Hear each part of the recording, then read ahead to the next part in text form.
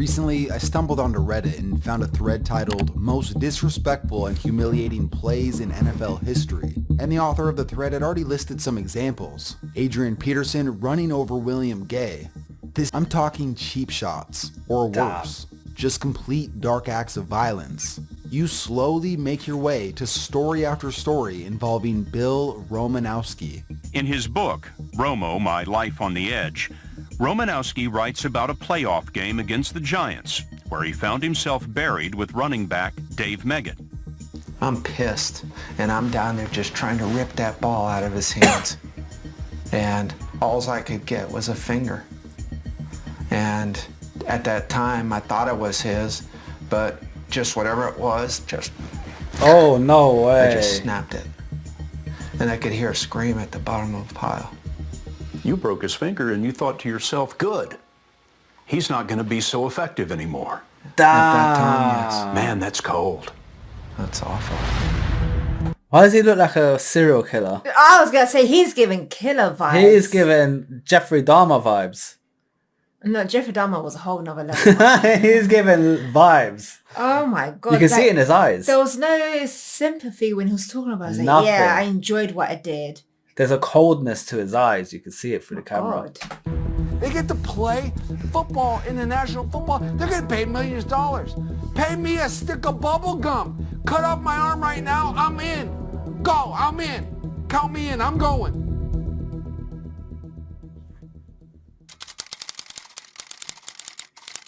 Where it all started. 1988.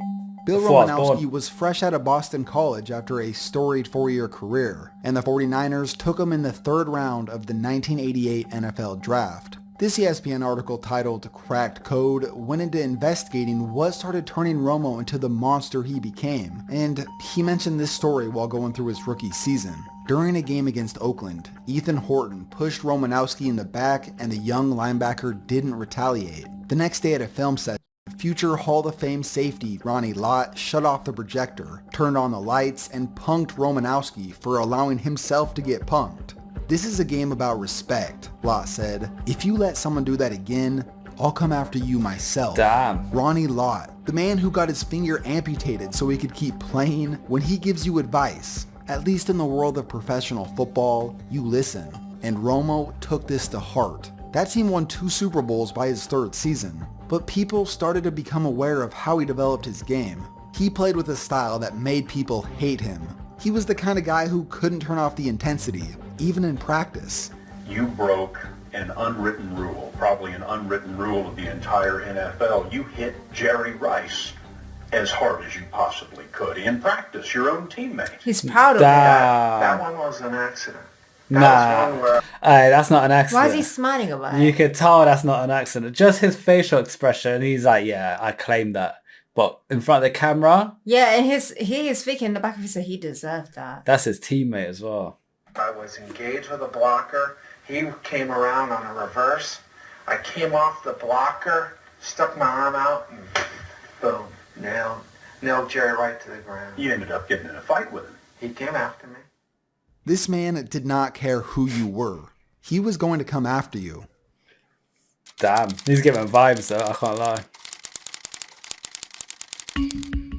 There's this weird time in Romo's career that would get overlooked if it wasn't for a single incident. He played for the Eagles for 2 seasons, and in the midst of his 2nd year, Romo was ejected from a game for kicking an opponent 5 times in the head.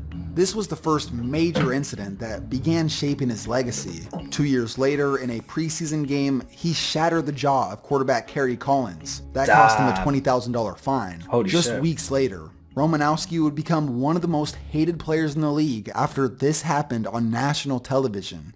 Monday Night Football. Here's play before. That's J.J. Stokes, I think, talking to Bill Romanowski. Ooh, and there is a real Spat lack on of him. social graces on the part of Romanowski. Oh no. This was crossing the line. This was something that even his own teammate Shannon Sharp did not take too kindly. Dirty. I was upset at Romanowski, not because he was white and spit in a black guy's face, because he disrespected another man. And I couldn't condone what he did simply because he was my teammate. If my brother's wrong, he's wrong. I'm mad enough to tell him he's wrong. And that's what I did. I was mad enough to tell Bill Romanowski he was wrong. These two got over their differences and were critical pieces in 2 Super Bowl victories. The show Undisputed has even brought Romo on as a guest a few times. On one of the episodes that Bill was featured on, him and Shannon talked about how they overcame their differences to win a Super Bowl. They came together as a team, and at the end of the day, Romo was a great teammate. As the old quote goes, you love him when he's on your side, but you hate his guts when you gotta go against him. Shannon learned this lesson all too well when Romo moved on to play for Oakland. That's when they had to go head to head. Competition. IV at halftime. 3rd and 2. And it is Sark who cannot one-hand it. No. Covered by Romanowski. The ball hit the ground. He has the possession. He has the possession with one hand. Now he's down when his knee goes down. He's down right cheeky. Pulled him out. I think this is going to be overturned. The ball is moving around. The fact that they had to play this over and over just made it worse. Oh my you can God. clearly see that he hooked Shannon's arm. Luckily, he didn't break it, but He it still could've. dislocated his elbow. Oh. From 1995 to 2002, the list of fines and altercations that Romo had been a Ripped helmet off, late hit on, illegal hit on, punched Tony, spit on JJ Stokes, broke Kerry, Collins' jaw, kicked Larry Center's head. Oh my days. He's got paid $80,000 in fines. That's not enough. Especially for $20,000 for a broken jaw. That should be at least $50 minimum. Listen, this amount will never heal the people that have got injured from this. A broken jaw. Yeah, that's madness. How are you spitting in somebody else's face as Yeah, well? that's dirty. Oh. Disgusting. part of was staggering. So here's another interview from a few years back that's Man, from he's so Colin proud. Cowherd's show. And this He is what I is. found incredibly weird. Romo starts to explain this concept. You know, tell the guys he's a something a-hole, and An hour later, you're having a beer. An hour later, you're having a beer, and you kind of move on. You know, and that's the one thing about the locker room that's really special is to be able to do that. Some guys hang on onto it. Some do. But for me, I didn't hang on to it because I was usually the one dishing it out. And I would feel badly about it. And I had no problem apologizing. He at least sounds self-conscious enough to understand what he's done. So he seems to sound normal. But that quickly goes away with the next thing he says. I remember when I threw a microwave oven at Dexter Carter, you know, and then jacked him up against a Coke machine. And, you know, I ripped off his gold chain. And the reason that he threw the microwave? We had an old microwave that literally took like 2 minutes to heat a sandwich. Yeah. But if you put another one in there, it took like 20. And he tried to add his sandwich to mine. How dare he do that? Dexter, what are you doing? You don't do that. What's your thoughts on the most dirtiest NFL player so He's far? psycho. He's He's not normal. He's pretty psychotic. I think he's got like mental issues. Like I think he'll be diagnosed with something if he went down that route. I definitely agree with that. Yeah, like special needs. This last incident is truly the cherry on top of this man's career. You would think a lot of his problems came from roid rage. In fact, he didn't start taking steroids until 2001. His first 13 years in the league, that was all him. Now imagine how crazy he was. Roid rage. Plus the roid rage. This is the result of that. During training camp in 2003, a fight between Marcus Williams and Bill Romanowski sent shockwaves throughout the league. Here's what happened. Williams blocked Romanowski. Romanowski grabbed Williams by the neck of his jersey. Williams disengaged, and then he raised his arms as if to say, it's over. But it wasn't. Romanowski stepped towards Williams and grabbed his face mask. Williams grabbed back before quickly letting go. But Romanowski continued pushing on Williams' helmet, so violently that his head jerked back. As Williams' helmet flew off and his head recoiled forward, Romanowski's right fist smashed into his face. The 6'4", 250-pound Williams fell onto the ground unconscious. His left eye socket shattered, a tooth chipped. He came to within seconds, felt blood on his cheek, and saw Romanowski standing over him, shouting, "Don't ever effing hold me." This was Broken eye, shattered That's so eye socket. sad. That's messed up, man. Williams' face after the incident. That punch resulted in a broken eye socket, concussion, double vision, depression, and memory issues. This also ended his career, and he eventually sued Romanowski for battery, negligence, and intentional infliction of emotional distress. And that was in training.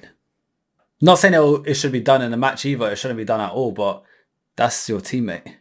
How messed up is that? That's what I'm saying. He's psycho. He's not normal. Nuts, yeah. And with the Ultimately, roids... in the end, he won the case. Call him crazy, a psycho, or if you're old school, a hard-nosed football player. Whatever you want to call him. At the end of the day, Bill Romanowski is one of the last people you'd ever want to run into when he's pissed off. McNair fakes the draw. Romanowski on the blitz. And he just about killed Holcomb. Holy cow, he just ran right over him. Look at Big Bill. Oh, yeah, that's me. I hit him. He just squashed him like a bug. So that was the dirtiest player in NFL history.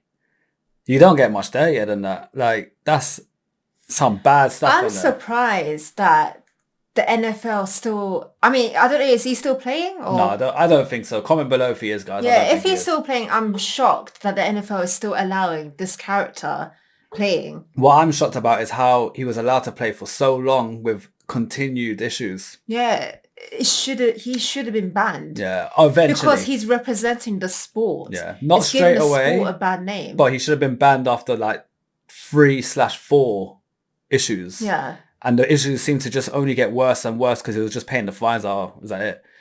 He's just getting away with more and more as he goes. He should have been banned eventually, or warned and then banned. That's what he is.